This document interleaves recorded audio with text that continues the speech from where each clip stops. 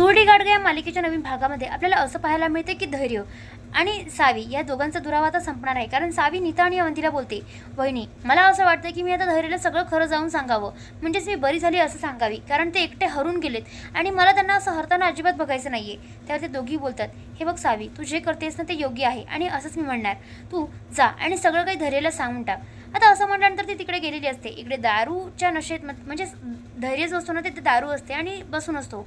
सोफ्यावर बसून असताना तिथे आता सगळे सावी सांगते, त्या दिवशी तुमचा अपघात झाला होता ना त्याच दिवशी मला सगळं काही आठवलं होतं धैर्य, आणि तेव्हापासून मी बरी आहे. फक्त मला दामिनी मॅडमचा खरा चेहरा तुमच्या समोर आणायचा होता ना, म्हणून मी सगळं नाटक करते.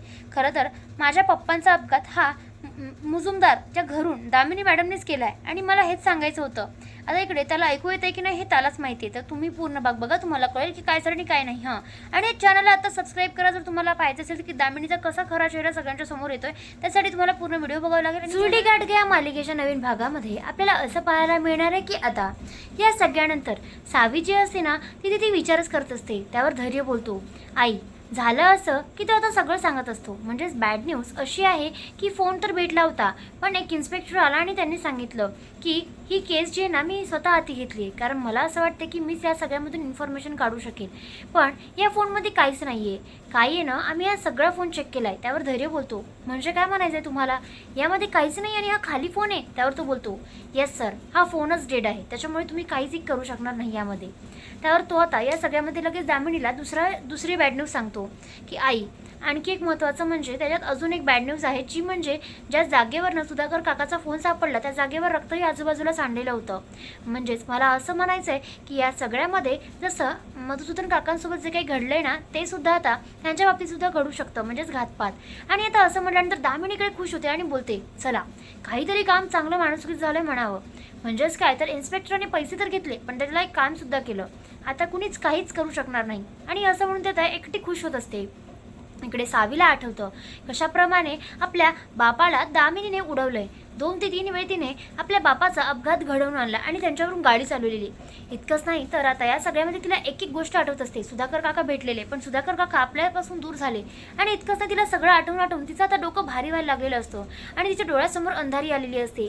ती तिथे पडणार, त्यावर लगेच तिथे अवंती आणि नीता त्याला सांभाळतात आणि बोलतात, काय झालंय बाळा. तितक्या धैर्य बोलतो, काय झालंय सावी, तू ठीक तर आहेस ना.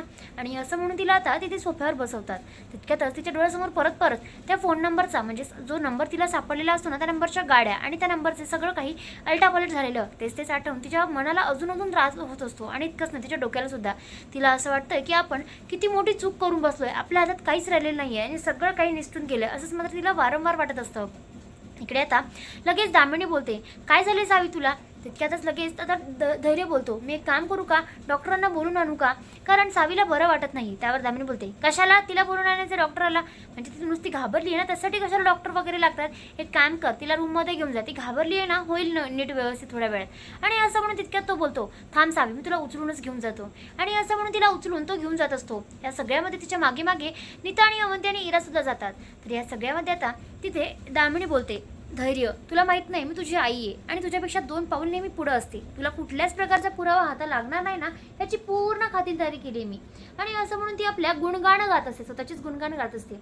इकडे धैर्य हा सावीला घेऊन येतो. ती घाबरली येते पाहून तू तिला लगेच बोलतो, सावी बाळा काय होतंय तुला, तू ठीक तर आहेस ना. आणि असं म्हणून तिला कंटिन्यू तिच्या हातात 1-2 खेळणे देतो आणि तिला खेळणे वगैरे दाखवत असतो. सावी काही शांत होत नसते. त्यावर तो बोलतो, श्वास घे बाळा, श्वास घे. आणि असं म्हणून तिला बोलत असतो. अवंती नीताही दारातूनच बघत असते. इरा मात्र या सगळ्यामध्ये तर नसतेच, पण सावीला हे खूप वाईट वाटते. बेहोश असते ते पाहून तिथे धैर्य आता कडोकडी प्रयत्न करत असतात की आपण या सगळ्यामध्ये सावीला शुद्धीवर आणू आणि या सगळ्यामध्ये तिचं घाबरणं थांबवू. पण सावी यावेळी काही एक रिस्पॉन्स करत नसते.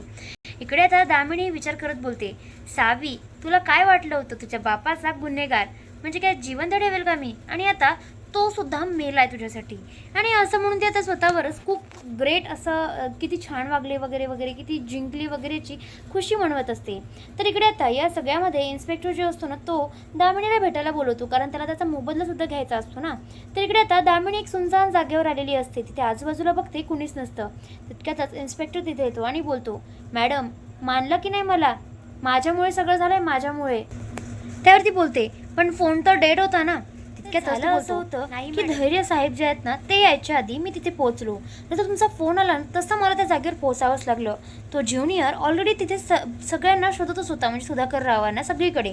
पण आता मला फोन लागला, माहिती होतं की फोन हाती लागला आहे. आणि यामध्ये मी जेव्हा ओपन करून पाहिला ना त्यामध्ये खूप सारे व्हिडिओज आणि फोटोज तुमच्या विरुद्धचे पुरावे होते.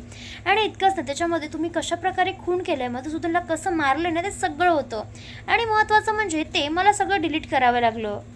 आणि ते जेव्हा मी डिलीट केलं ना तेव्हा खरं म्हणजे सगळं डिलीट झालं. पण अखेर 2 व्हिडिओज राहिले होते ज्याच्यामध्ये अजून काहीतरी पुरावे होते. पण जेव्हा मी ते डिलीट करणार ना तितक्यातच तो फोन बंद पडला. आणि सांगतो काय, तर तो फोन बंद पडल्या आता मला खूप टेन्शन आलं होतं. तितक्यातच धैर्य सर तिथे पोहोचले. मग त्यांना मी सांगितलं, हे बघा साहेब, काहीच कामाचा नाही तो फोन, कारण मी सगळं चेक करून झालं आहे, त्याच्यामध्ये तुम्हाला कुठलाही डाटा सापडणार नाही. आणि मग काय तर हा फोन सुटला, नाहीतर तुम्ही आज अडकले असते बरं का. त्यावरती लगेच बोलते, ठीक आहे. तितक्यातच तो बोलतो, मग माझा मोबदला.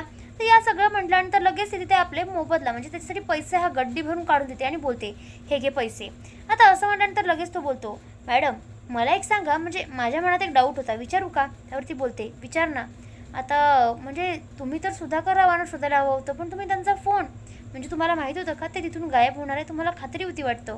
त्यावरती बोलते, जेवढं बोलते ना तेवढंच करायचं, जास्त तो तोंड उघडायची गरज नाही आहे. आता असं म्हटल्यानंतर तो बोलतो, ठीक आहे मॅडम.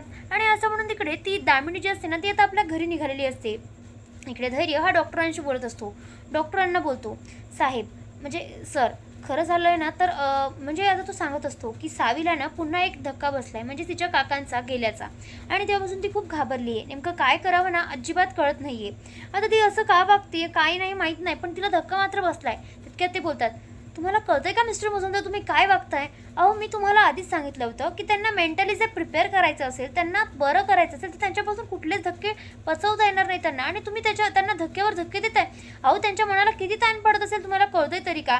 आता असं म्हटल्यानंतर लगेच धैर्य बोलतो, ॲक्च्युअल सर ते झालं असं की मी प्रयत्न खूप केले, पण तितक्यातच तो लगेच बोलतो, म्हणजे डॉक्टर बोलतो, हे बघा मिस्टर मुजुमदार, मी तुम्हाला सांगतोय, मी तुम्हाला याच्यासाठी सांगितलं होतं की त्यांना नीट करा किंवा त्यांचं व्यवस्थित राहू द्या, कारण त्यांची तब्येत तेवढी नाजूक आहे की काय सांगू. पण तुम्हाला हे सगळं ऐकायचंच नाही आहे. अहो जर तुम्ही त्यांची तब्येत सुधारवली नाही ना तर कदाचित ते आयुष्यभर तसेच राहतील. तुम्हाला त्यांना गमावून बसायचं आहे का. आता असं म्हटल्यानंतर तो खूप विचारात जातो. फोन खाली पडतो आणि डॉक्टरांनी सुद्धा फोन कट केलेला असतो. इकडे त्याला कळत नसतं की नेमकं काय करावं. तो आता सावीकडे गेलेला असतो. सावी शांत झोपलेली असते. तितक्यात तो तिला बघत असतो आणि बोलतो, सावी कधी तू बरी होशील गं, मला खूप आठवण येते तुझी. अगं सावी तू लवकरात लवकर बरी हो ना. तितक्यात ती उठून बसते आणि रडत असते. या सगळ्यामध्ये लगेच तो बोलतो, सावी बाळा काय झालंय तुला. त्यावर ती आता बोलण्याचा प्रयत्न करते की मी बरी झाली, पण ते आता पप्पा बस होत असतं. तितक्यातच तो बोलतो, बाळा शांत झोप. इकडे अवंती आणि तिच्याजवळ बसलेले असतात. सावी मात्र अजूनही विचारच करत असते की नेमकं काय करावं काय बोलावं. तितक्यात ती परत शांत झोपी जाते, कारण धैर्यने तिला गोळ्या दिलेल्या असतात. आता धैर्याच्या विचारात तिथे आता त्या म्हणजे धैर्य जो असतो ना तो सावीच्या विचारात तिथे सोफ्यावर बसलेला असतो. काय करावं काहीच कळत नसतं. सगळ्या बाजू आपल्या विरुद्ध दिशेने चालल्यात असंच त्याला वारंवार वाटत असतं. तितक्यात भास्कर आणि विलास हा दारू पिऊन आलेले असतात. ते बोलतात, काय रे असं काय बसलास आणि तुला कळतंय का, काही डोक्याला टेन्शन बिन्शन आहे का सांग बरं. ते दारूच्या नशेत खूप बोलत असतात. त्यावर तो बोलतो, हे बघ मला ना सध्या एकटं सोडा, तुम्ही दोघेही माझ्यापासून दूर व्हा. आता हे सगळं पाहून लगेच धैर्याच्या विचारात ते बोलतात, अरे पण कसं एकटं सोडायचं तुला ते तरी सांग ना, आमचा लहान भाऊ आहेस तू, आपल्यामध्ये नातं आहे. त्यावर तो बोलतो, हे बघा मला तुमच्याशी सध्या काहीच बोलायचं नाही आहे. तितक्यात ते बोलतात, बरं ठीक आहे एक काम कर, ही दारू घे, तुला बरं वाटेल, जाम बरं वाटेल बरं का. त्यावर तो आता काहीच विचार करत नाही. ते दोघे तिथून निघून जातात. पण त्याचं मनात आता दारूकडे वळतं. नेमकं काय करावं ना हेच त्याला कळत नसतं. तुम्हाला हा भाग कसा वाटला ते मला नक्की कमेंटला कळवा आणि भेटूया पुढच्या भागात. तोपर्यंत शुभरात्री.